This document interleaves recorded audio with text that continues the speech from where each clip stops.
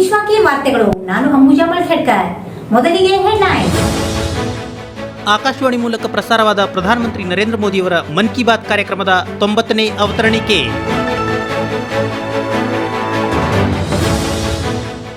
ಬೆಂಗಳೂರಿನಲ್ಲಿ ಅಬಕಾರಿ ಹಾಗೂ ಯುವ ಸಬಲೀಕರಣ ಇಲಾಖೆ ಆಯೋಜಿಸಿದ ಮಾದಕ ವಸ್ತು ವಿರೋಧಿ ನಡಿಗೆಯಲ್ಲಿ ಸಿಎಂ ಭಾಗಿ.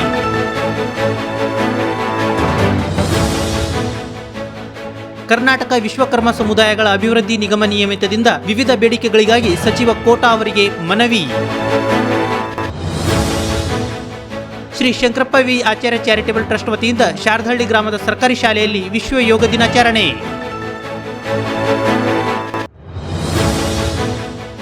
ತೀಸ್ತಾ ಸೆತ್ಲವಾಡ್ ಅವರ ಬಂಧನ ಖಂಡಿಸಿ ಕಲಬುರಗಿಯ ಪ್ರಗತಿಪರ ಸಂಘಟನೆಗಳ ಒಕ್ಕೂಟದಿಂದ ಪ್ರತಿಭಟನೆ.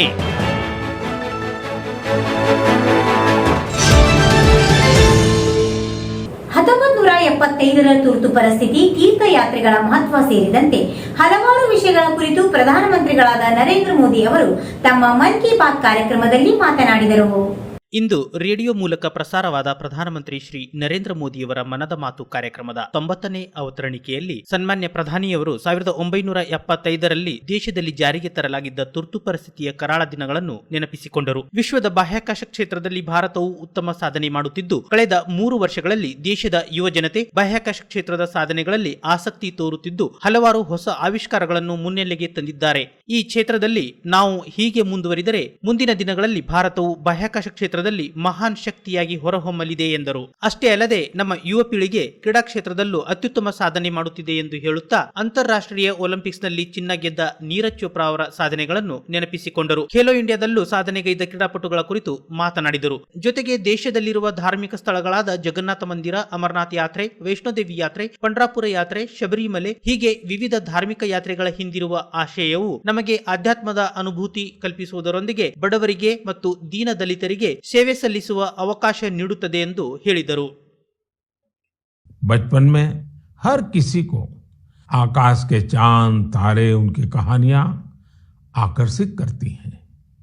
युवाओं के लिए आकाश छूना सपनों को साकार करने का पर्याय होता है. आज हमारा भारत जब इतने सारे क्षेत्रों में सफलता का आकाश छू रहा है, तो आकाश या अंतरिक्ष इससे अछूता कैसे रह सकता है. बीते कुछ समय में हमारे देश में स्पेस सेक्टर से जुड़े कई बड़े काम हुए हैं. देश की इन्हीं उपलब्धियों में से एक है इन स्पेस नाम की एजेंसी का निर्माण. एक ऐसी एजेंसी जो स्पेस सेक्टर में भारत के प्राइवेट सेक्टर के लिए नए अवसरों को प्रमोट कर रही है.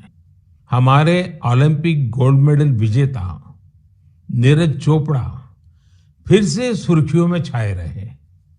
ओलंपिक के बाद भी वो एक के बाद एक सफलता के नए नए कीर्तिमान स्थापित कर रहे हैं.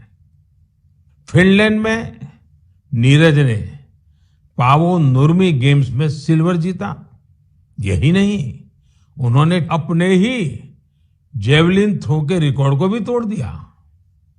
क्वार्टोन गेम्स में नीरज ने एक बार फिर गोल्ड जीतकर देश का गौरव बढ़ाया. ये गोल्ड उन्होंने ऐसे हालातों में जीता जब वहां का मौसम भी बहुत खराब था. यही हौसला आज के युवा की पहचान है. स्टार्टअप से लेकर स्पोर्ट्स वर्ल्ड तक भारत के युवा नए नए रिकॉर्ड बना रहे हैं. अभी हाल में ही आयोजित हुए खेलो इंडिया यूथ गेम्स में भी हमारे खिलाड़ियों ने कई रिकॉर्ड बनाए. आपको जानकर अच्छा लगेगा कि इन खेलों में कुल 12 रिकॉर्ड टूटे हैं. इतना ही नहीं, 11 रिकॉर्ड्स महिला खिलाड़ियों के नाम दर्ज हुए हैं. मणिपुर की एम मार्टिना देवी ने वेट लिफ्टिंग में 8 रिकॉर्ड्स बनाए हैं. इसी तरह संजना, सोनाक्षी और भावना ने भी अलग अलग रिकॉर्ड्स बनाए हैं. अपनी मेहनत से इन खिलाड़ियों ने बता दिया है कि आने वाले समय में अंतर्राष्ट्रीय खेलों में भारत की साख कितनी बढ़ने वाली है. मैं इन सभी खिलाड़ियों को बधाई भी देता हूं और भविष्य के लिए शुभकामनाएं भी देता हूं। हमारे ऋषियों मुनियों ने तीर्थ यात्रा जैसी धार्मिक जिम्मेदारियां हमें सौंपी थी। अलग अलग तीर्थ यात्राओं पर तो हम सब जाते ही हैं। आपने देखा है कि इस बार चारधाम यात्रा में किस तरह बड़ी संख्या में श्रद्धालु शामिल हुए। हमारे देश में समय समय पर अलग अलग देव यात्राएं भी निकलती हैं। देव यात्राएं यानी जिसमें केवल श्रद्धालु ही नहीं बल्कि हमारे भगवान भी यात्रा पर निकलते हैं। अभी कुछ ही दिनों में 1 जुलाई से भगवान जगन्नाथ की प्रसिद्ध यात्रा शुरू होने जा रही है। उड़ीसा में पुरी की यात्रा से तो हर देशवासी परिचित है। लोगों का प्रयास रहता है कि इस अवसर पर पुरी जाने का सौभाग्य मिले। दूसरे राज्यों में भी जगन्नाथ यात्रा खूब धूमधाम से निकाली जाती है। भगवान जगन्नाथ यात्रा आषाढ़ महीने की द्वितीया से शुरू होती है। हमारे ग्रंथों में आषाढ़स्य द्वितीय दिवसे रथ यात्रा इस तरह संस्कृत श्लोकों में वर्णन मिलता है। ಮುಖ್ಯಮಂತ್ರಿಗಳಾದ ಬಸವರಾಜ ಬೊಮ್ಮಾಯಿ ಅವರು ಅಬಕಾರಿ ಹಾಗೂ ಯುವ ಸಬಲೀಕರಣ ಇಲಾಖೆ ಆಯೋಜಿಸಿದ ಮಾದಕ ವಸ್ತು ವಿರೋಧಿ ನಡಿಗೆಯಲ್ಲಿ ಭಾಗವಹಿಸಿದರು. ಮುಖ್ಯಮಂತ್ರಿಗಳಾದ ಶ್ರೀ ಬಸವರಾಜ ಬೊಮ್ಮಾಯಿ ಅವರು ಇಂದು ಬೆಂಗಳೂರಿನಲ್ಲಿ ಅಬಕಾರಿ ಹಾಗೂ ಸಬಲೀಕರಣ ಇಲಾಖೆ ಆಯೋಜಿಸಿದ ಮಾದಕ ವಸ್ತು ವಿರೋಧಿ ನಡಿಗೆ ಕಾರ್ಯಕ್ರಮದಲ್ಲಿ ಭಾಗವಹಿಸಿದ್ದರು. ಈ ಸಂದರ್ಭದಲ್ಲಿ ಸಚಿವರಾದ ಭೈರತಿ ಬಸವರಾಜ್, ಶಾಸಕರಾದ ರವಿ ಸುಬ್ರಹ್ಮಣ್ಯ, ನಾಗರಾಜ್ ಯಾದವ್, ಯುವ ಸಬಲೀಕರಣ ಇಲಾಖೆ ಎಸಿಎಸ್ ಡಾಕ್ಟರ್ ಶಾಲಿನಿ ರಜನೀಶ್ ಮತ್ತಿತರರು ಉಪಸ್ಥಿತರಿದ್ದರು. ಸಮಾಜದ ಬೇಡಿಕೆಗಳ ಈಡೇರಿಕೆಗಾಗಿ ರಾಜ್ಯ ವಿಶ್ವಕರ್ಮ ಸಮುದಾಯಗಳ ಅಭಿವೃದ್ಧಿ ನಿಗಮ ನಿಯಮಿತದ ವತಿಯಿಂದ ಸಚಿವರಿಗೆ ಮನವಿ ಸಲ್ಲಿಸಲಾಯಿತು. ಕರ್ನಾಟಕ ವಿಶ್ವಕರ್ಮ ಸಮುದಾಯಗಳ ಅಭಿವೃದ್ಧಿ ನಿಗಮ ನಿಯಮಿತದ ವತಿಯಿಂದ ಸಮಾಜ ಕಲ್ಯಾಣ ಇಲಾಖೆ ಹಾಗೂ ಹಿಂದುಳಿದ ವರ್ಗಗಳ ಕಲ್ಯಾಣ ಇಲಾಖೆಯ ಸಚಿವರಾದ ಶ್ರೀ ಕೋಟಾ ಶ್ರೀನಿವಾಸ್ ಪೂಜಾರಿ ಅವರಿಗೆ ಕರ್ನಾಟಕ ರಾಜ್ಯ ವಿಶ್ವಕರ್ಮ ಸಮಾಜ ಕುಲಶಾಸ್ತ್ರ ಅಧ್ಯಯನ ಸರ್ಕಾರದಿಂದ ಸ್ಥಾಪಿಸುವ ಕುರಿತು ಮತ್ತು ರಾಜ್ಯ ವಿಶ್ವಕರ್ಮ ಸಮಾಜದ ವಿವಿಧ ಬೇಡಿಕೆಗಳ ಈಡೇರಿಕೆಗಾಗಿ ಇಂದು ಮನವಿಯನ್ನು ಸಲ್ಲಿಸಲಾಯಿತು. ತುಂಬಾ ಅಧ್ಯಯನ ಮಾಡಬೇಕು. ನಿಮ್ಮೆಲ್ಲರ ಬೇಡಿಕೆಯನ್ನು ಗಮನದಲ್ಲಿ ಇಟ್ಟುಕೊಂಡು ಇವತ್ತೇ ಆದೇಶ ಮಾಡ್ತೇನೆ. ಅಧ್ಯಯನವನ್ನು ಮಾಡಲಿಕ್ಕೆ ಬೇಕಾದಂತ ಆದೇಶವನ್ನು ಕೊಟ್ಟು ಅತ್ಯಂತ ಪಾರದರ್ಶಕವಾಗಿ ಇಡೀ ಸಮಾಜ ಹೇಗಿದೆ, ಹೇಗಿತ್ತು, ಏನಾಗಿತ್ತು, ಏನಾಗಬೇಕು ಮತ್ತು ಈ ಸಮಾಜದಲ್ಲಿರುವಂತಹ ಸಾಧಕ ಬಾಧಕಗಳೇನು, ಪರಂಪರೆಗಳೇನು, ಕಟ್ಟುಪಾಡುಗಳೇನು, ನಿಯಮಗಳೇನು, ಎಲ್ಲಿಂದ ನಡೆದು ಬಂದೆವು, ಈ ಸಮಾಜವನ್ನು ಮುನ್ನಡೆಸಿದವರು ಯಾರು ಅನ್ನೋದ್ರ ಬಗ್ಗೆ ಮತ್ತು ಸಮಾಜಕ್ಕೆ ಏನಾಗಬೇಕು ಅನ್ನುವಂಥ ಕುಲಶಾಸ್ತ್ರತೆಯನ್ನು ಮಾಡಲಿಕ್ಕೆ ಬೇಕಾದಂತಹ ಆದೇಶವನ್ನು ಕೊಡ್ತೇನೆ. ಮತ್ತು ಜಿಲ್ಲಾ ಮತ್ತು ತಾಲೂಕು ಕೇಂದ್ರಗಳಲ್ಲಿ ವಿಶ್ವಕರ್ಮ ಸಮಾಜವನ್ನು ನಿರ್ಮಿಸಬೇಕು ಅಂತ ಹೇಳಿದ್ರೆ ಜಿಲ್ಲಾ ಕೇಂದ್ರದಲ್ಲಿ ಮಾಡುವಂಥ ಪ್ರಸ್ತಾಪ ಇದೆ. ರಾಜ್ಯ ಕೇಂದ್ರದಲ್ಲಿ ತಾಲೂಕು ಮಟ್ಟದಲ್ಲಿ ಮಾಡಬೇಕಾದ್ರೆ ಮೊದಲು ಅದಕ್ಕೆ ನಿವೇಶನಗಳು ಬೇಕು. ಆ ನಿವೇಶನವನ್ನ ನೀವು ಎಲ್ಲಿಯಾದ್ರೂ ಸರ್ಕಾರಿ ಜಾಗ ಇದ್ರೆ ಸರ್ಕಾರಿ ಜಾಗವನ್ನ ತಾವು ಸರ್ವೆ ಮಾಡಿ ಕೊಡಿ. ಅದಲ್ಲದೆ ಇದ್ರೆ ತಾವು ಖಾಸಗಿ ಜಾಗವನ್ನು ಏನಾದರೂ ಕೊಡಿದ್ರೆ ಅದಕ್ಕೆ ಬೇಕಾದಂಥ ಬಿಲ್ಡಿಂಗ್ ಮಾಡಲಿಕ್ಕೆ, ಅದಕ್ಕೆ ಬೇಕಾದಂಥ ಸಭಾಭವನ ಮಾಡಲಿಕ್ಕೆ, ಕಚೇರಿಗಳು ಮಾಡಲಿಕ್ಕೆ ಬೇಕಾದಂಥ ವ್ಯವಸ್ಥೆಗಳನ್ನು ಪ್ರಾಶಸ್ತ್ಯ ಆಧಾರದಲ್ಲಿ ಮಾಡ್ತೇವೆ. ದಕ್ಷಿಣ ಕಾಶಿ ಅಂತ ಹೆಸರಾಗಿರುವಂತಹ ಸಿಂಧನೀಯ ಸಂಸ್ಥೇಶ್ವರ ಜಗದ್ಗುರು ಭುವನೇಶ್ವರ ದೇವಸ್ಥಾನದ ಪ್ರಾಧಿಕಾರ ರಚನೆ ಮಾಡಬೇಕು ಅಂತ ಹೇಳಿದ್ದೀವಿ. ಶಹಾಪುರ ತಾಲೂಕಿನ ಶಾರದಹಳ್ಳಿಯ ಸರ್ಕಾರಿ ಹಿರಿಯ ಪ್ರಾಥಮಿಕ ಶಾಲೆಯಲ್ಲಿ 8ನೇ ವಿಶ್ವ ಯೋಗ ದಿನಾಚರಣೆ ಕಾರ್ಯಕ್ರಮ ಜರುಗಿತು. ಶಹಾಪುರ ತಾಲೂಕಿನ ಶಾರದಹಳ್ಳಿ ಗ್ರಾಮದ ಸರ್ಕಾರಿ ಹಿರಿಯ ಪ್ರಾಥಮಿಕ ಶಾಲೆಯಲ್ಲಿ 8ನೇ ವರ್ಷದ ವಿಶ್ವ ಯೋಗ ದಿನವನ್ನು ಶ್ರೀ ಶಂಕರಪ್ಪ ವಿ ಆಚಾರ್ಯ ಚಾರಿಟೇಬಲ್ ಟ್ರಸ್ಟ್ ವತಿಯಿಂದ ಹಮ್ಮಿಕೊಳ್ಳಲಾಗಿತ್ತು. ಪ್ರಖ್ಯಾತ ಯೋಗ ಶಿಕ್ಷಕರಾದ ರಾಘವೇಂದ್ರ ಪತ್ತಾರ್ ಶಹಾಪುರ್ ಇವರು ಶಾಲಾ ಮಕ್ಕಳಿಗೆ ಯೋಗ ದಿನಾಚರಣೆಯ ಮಹತ್ವ ಹಾಗೂ ಯೋಗ ತರಬೇತಿ ನೀಡಿದರು. ಈ ಸಂದರ್ಭದಲ್ಲಿ ಶಾಲಾ ಮುಖ್ಯ ಗುರುಗಳಾದ ಷಣ್ಮುಖಯ್ಯ ಹಿರೇಮಠ ಮಾತನಾಡಿ, ಯೋಗವು ನಮ್ಮ ಆರೋಗ್ಯಮಯ ಜೀವನಕ್ಕೆ ಬುನಾದಿಯಾಗಿದೆ ಎಂದು ತಿಳಿಸಿದರು. ಈ ಒಂದು ಯೋಗವನ್ನು ಮಾಡಲು ಬಂದಿರತಕ್ಕಂಥ ಈ ಶಾಲೆಯ ಎಲ್ಲ ಮುದ್ದು ಮಕ್ಕಳು 8ನೇ ಯೋಗ ದಿನಾಚರಣೆ 21ನೇ ತಾರೀಕಂದು ಈ ನಮ್ಮ ದೇಶದಲ್ಲಿ ನಡೆಯಿತು. ನಾವು ಅವತ್ತು ಕಾರ್ಯಕ್ರಮ ಆಯೋಜನೆ ಮಾಡ್ಬೇಕಂತ ನಮ್ಮದು ಬಹಳಷ್ಟು ಅಂದ್ಕೊಂಡಿದ್ವಿ. ನಮ್ಮ ರಾಘವೇಂದ್ರ ಸರ್ ಅವರು ಅನಿವಾರ್ಯ ಕಾರಣ ಪ್ರತಿನಿತ್ಯ ಕಾರ್ಯಕ್ರಮಗಳು ನಡೀತಾ ಇದ್ವು. ಸತತ 1 ತಿಂಗಳಿನಿಂದ ಕಾರ್ಯಕ್ರಮ ನಡೀತಾ ಇದೆ. ನಾವು ನಮ್ಮ ಸಂಸಾರದ ಜಂಜಟ್ ನಾವು ಕೆಲಸಗಳನ್ನು ನೋಡ್ತೀವಿ, ಆದರೆ ಅವರ ಜೀವನದಲ್ಲಿ ಇದೇ ನನ್ನ ಒಂದು ದೊಡ್ಡ ಕೆಲಸ ಅಂತಕ್ಕಂಥ ಸತತವಾಗಿ 1 ತಿಂಗಳ ಕಾಲ ಅವರು ಅಂದರೆ ಅವರ ಮನೆಯವರು ಕೂಡ ಒಂದೊಂದು ಕಡೆ ಯೋಗವನ್ನು ಮಾಡ್ಲಿಕ್ಕೆ ಅಂತ ಅದು ನನಗೆ ಬಹಳ ಖುಷಿ ಆಗ್ತದೆ. ಯಾಕಂದ್ರೆ ಮೊನ್ನೆ ನಾವು ಅವ್ರ ಮನೆಗೆ ಹೋದಾಗ ಮಾತಾಡ್ತಿದ್ರು.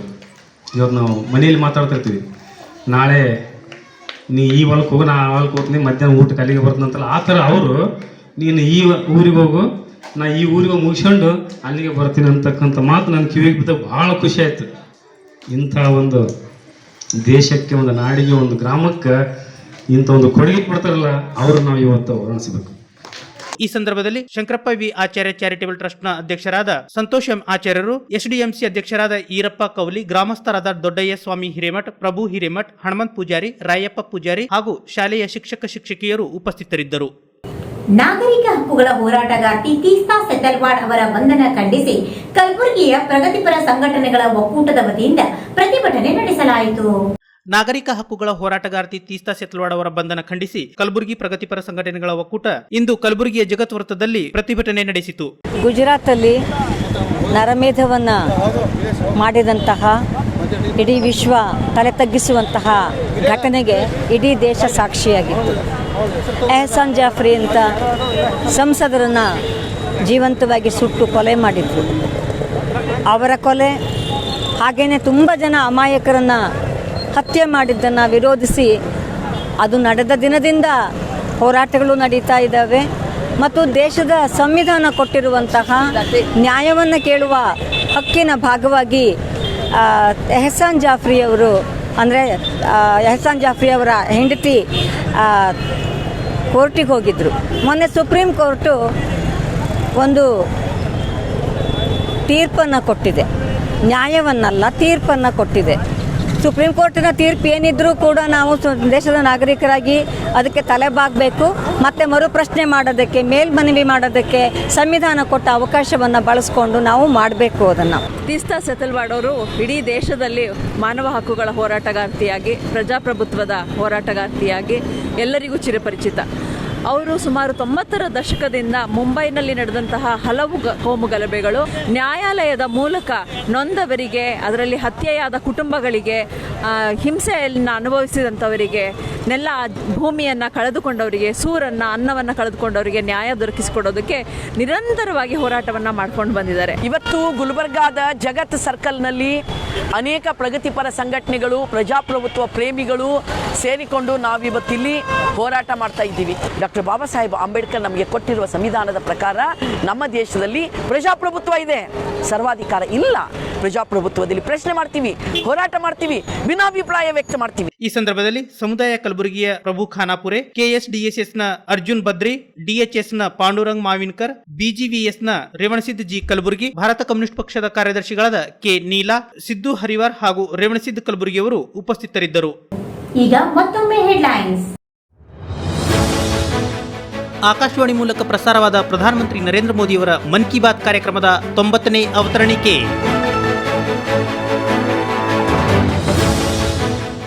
ಬೆಂಗಳೂರಿನಲ್ಲಿ ಅಬಕಾರಿ ಹಾಗೂ ಯುವ ಸಬಲೀಕರಣ ಇಲಾಖೆ ಆಯೋಜಿಸಿದ ಮಾದಕ ವಸ್ತು ವಿರೋಧಿ ನಡಿಗೆಯಲ್ಲಿ ಸಿಎಂ ಭಾಗಿ.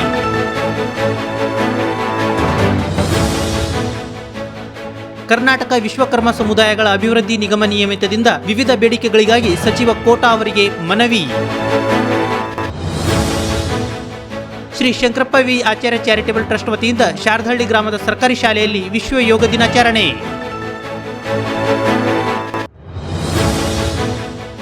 ತೀಸ್ತಾ ಸೆತಲ್ವಾಡ್ ಅವರ ಬಂಧನ ಖಂಡಿಸಿ ಕಲಬುರಗಿಯ ಪ್ರಗತಿಪರ ಸಂಘಟನೆಗಳ ಒಕ್ಕೂಟದಿಂದ ಪ್ರತಿಭಟನೆ.